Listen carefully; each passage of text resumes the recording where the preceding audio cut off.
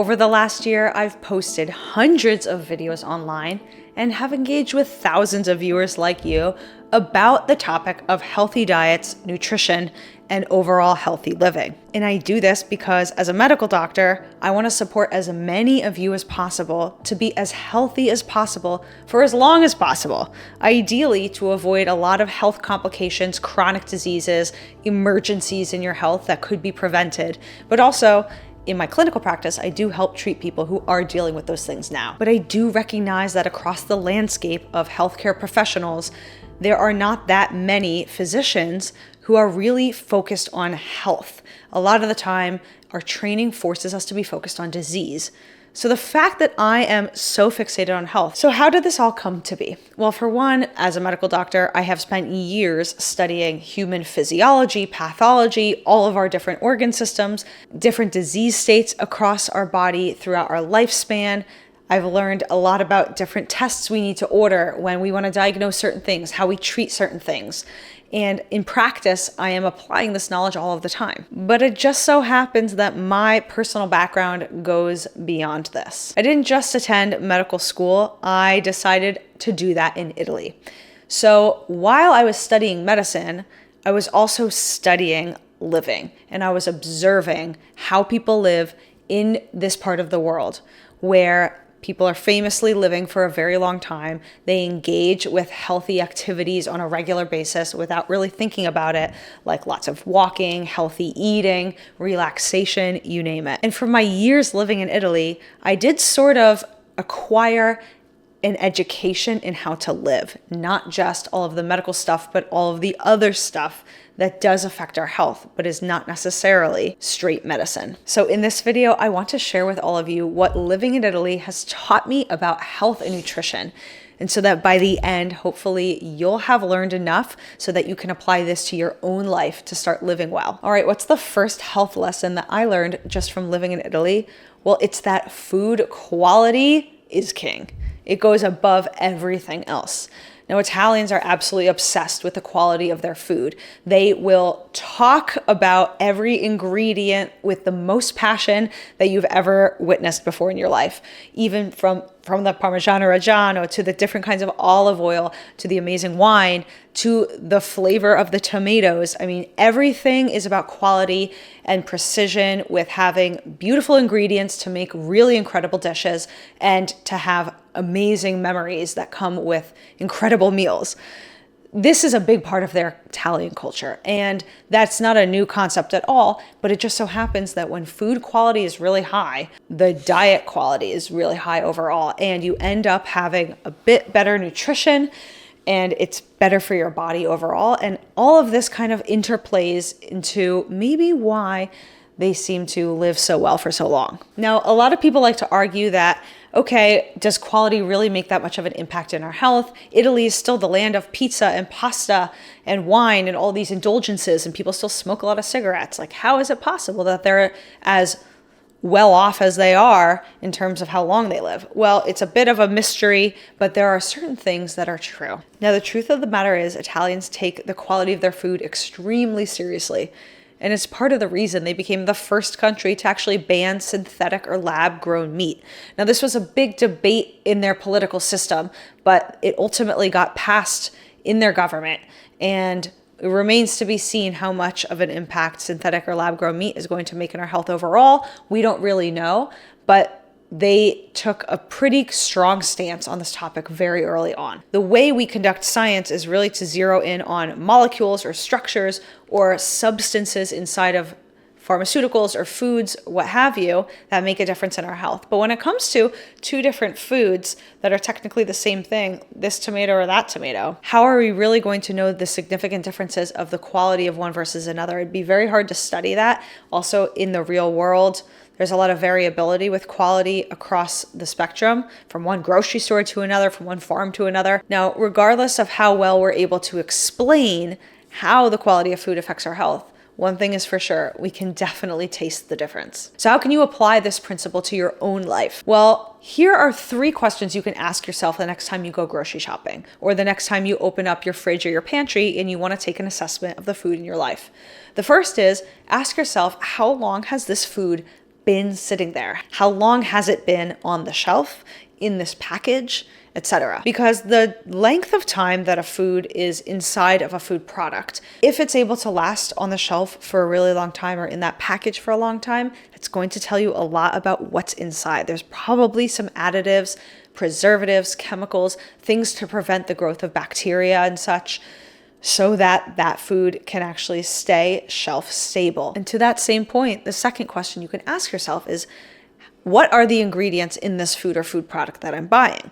If you look at the back and the ingredient list is extremely long, like a big paragraph, you're going to know that there's a lot of stuff in there that probably was added in to keep this food from going bad. Now, a lot of foods today are manufactured with added nutrients, so vitamins, minerals, things that are supplemented in. That doesn't necessarily make them inherently bad, but in that circumstance, the ingredient list is going to get really long if they're adding in calcium and iron and folate and vitamin B12 and vitamin D, etc. So you have to sort of have a thinking mind when you're reading ingredient lists. But if you're starting to see things that just don't sound familiar, it's definitely something you should pay attention to. And then the third question you can ask yourself when you're grocery shopping or when you're going through your house is the food sitting in front of me the way it came from the ingredients in nature, where it originally came from? Now, an easy example is if you open up a carton of eggs, you see the eggs sitting there. Yes, that's exactly how they came out of the chicken. But what if you're looking at a box of frozen fish sticks? Can you see the fish when you open them up? No, probably not. It's all packaged inside of that breading. And then what if we start seeing crackers or biscuits? Well, unless you can see the whole grain seeds or oats or other things still inside of it, it's probably all milled down and processed.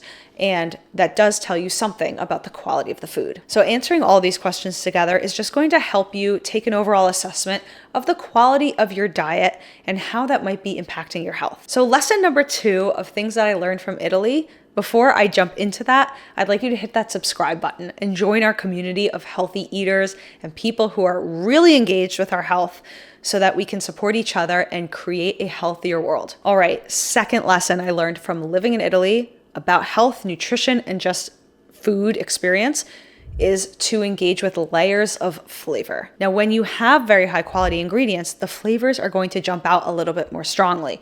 So you're going to start to detect, wow, that fish or that vegetable or that tomato, it doesn't taste the same as if it was just straight from a grocery store and it just wasn't grown locally or fresh. But at the same time, it's not just about individual ingredients.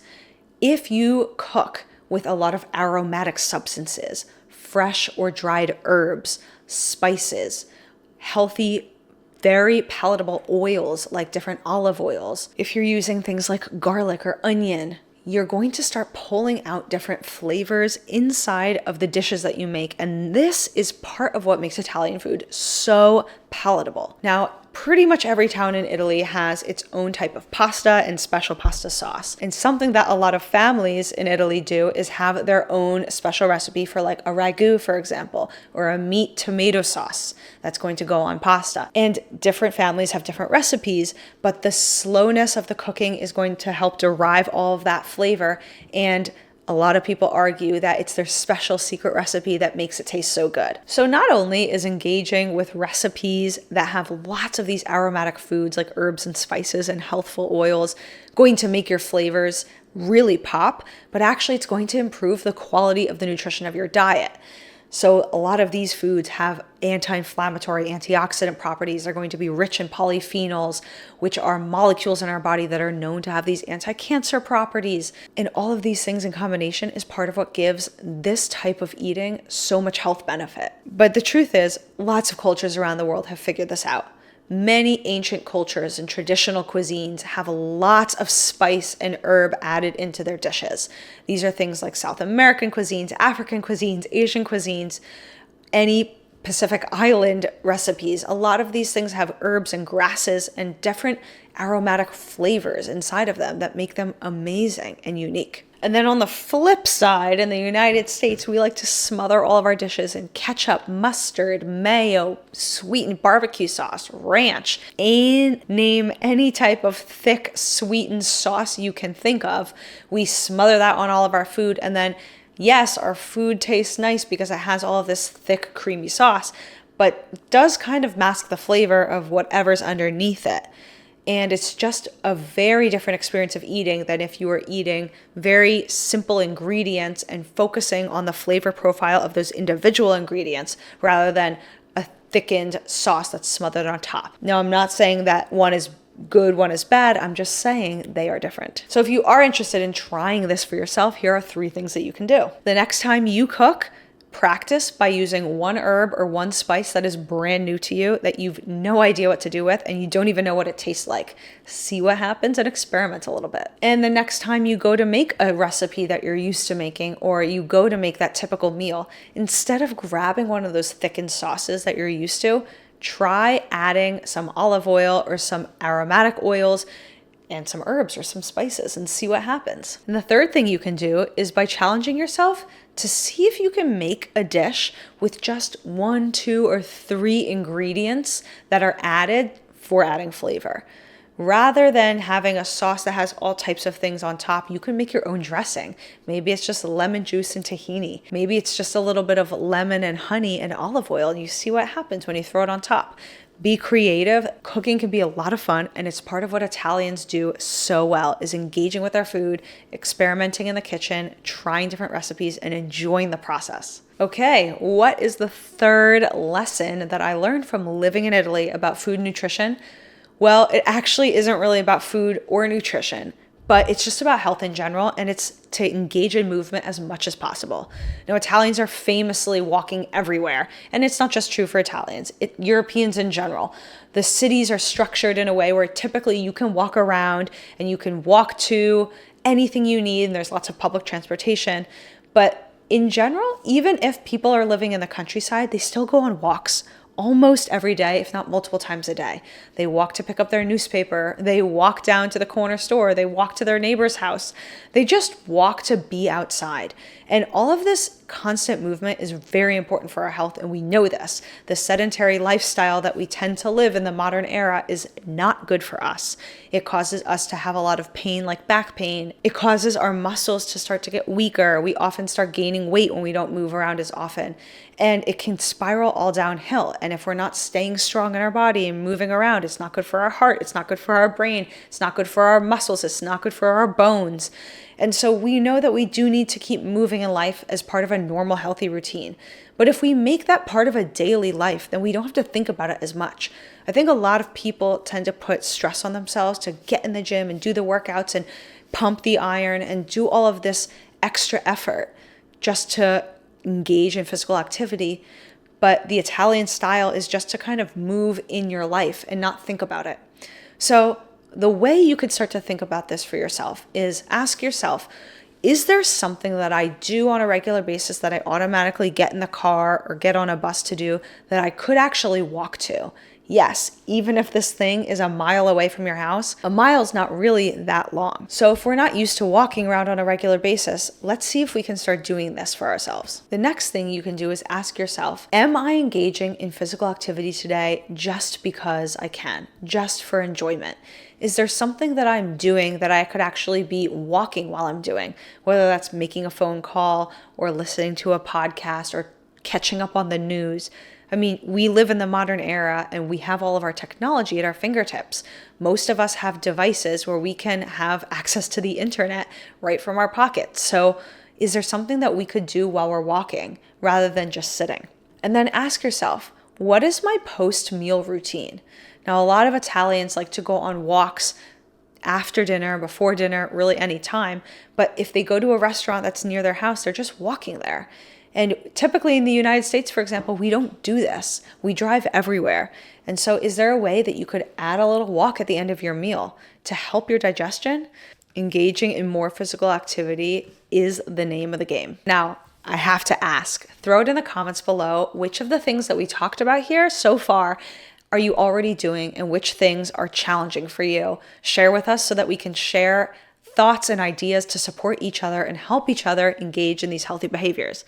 And if you're really into this content and you're ready for more of it, I got tons of other videos up here that you're going to love about things I learned from Italy, how to make a nice pasta, some nice easy recipes, and lots of information about the Mediterranean diet and lifestyle. Jump into that content. I'll see you over there.